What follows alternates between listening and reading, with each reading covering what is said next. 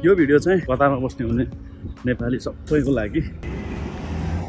यस्तो बसहरुमा यदि तपाई यात्रा गर्नुहुन्छ र यात्रा गरेर फ्रीको इन्टरनेट चलाउँदै मजा लिँदै तपाईले त्यो सफरलाई इन्जोय गर्न चाहनुहुन्छ भनेदेखि अब त्यो पोसिबल छ। कर्वा कनेक्ट भनेर इन्टरनेटको नाम शो गर्नेछ। त्यो बसमा चढ्ने बित्तिकै तपाईले त्यो वाइफाईमा कनेक्ट भएर तपाईले सजिलैसँग फ्रीमा अनलिमिटेड इन्टरनेट चलाउन सक्नुहुन्छ। यात्रा 15 मिनेटको होस् अथवा 3 घण्टाको होस्। सबैभन्दा पहिला तपाई आफ्नो सेटिङमा जानुस्। सेटिङमा गएपछि वाइफाईमा जानुस्। वाइफाईमा गइसकेपछि तपाईले यहाँ देख्न सक्नुहुन्छ कर्वा कनेक्ट भनेर आइरहेको छ।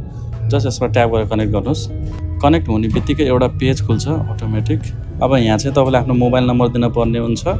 आफ्नो मोबाइल नम्बर दिइसकेपछि अब यहाँ गेट ओटिपीमा क्लिक गर्नु होला। ओके गरिदिनुस्।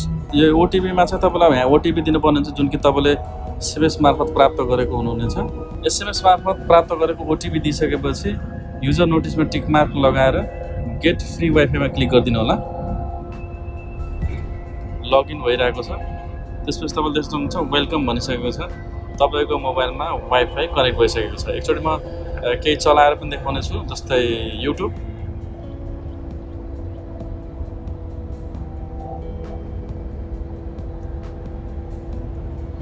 देख्न सक्नुहुन्छ युट्युब मजाले चलिरहेको छ र तपाईलाई मैले क्यामेरा खोलेर पनि देखाउन चाहे। म अहिले कर्वा बसमा हिँडिरहेको छु र त्यसै गरी म सेटिङमा गएर यो पनि देखाउन चाहे कि म कर्वा कनेक्टमा कनेक्टेड छु।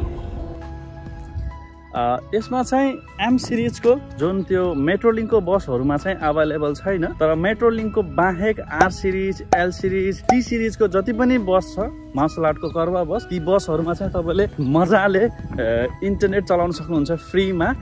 सजिलो छ कनेक्ट गर्न। कनेक्ट गर्नुस्, इन्टरनेटको मजा लिँदै यात्राको आनन्द उठाउनुस्।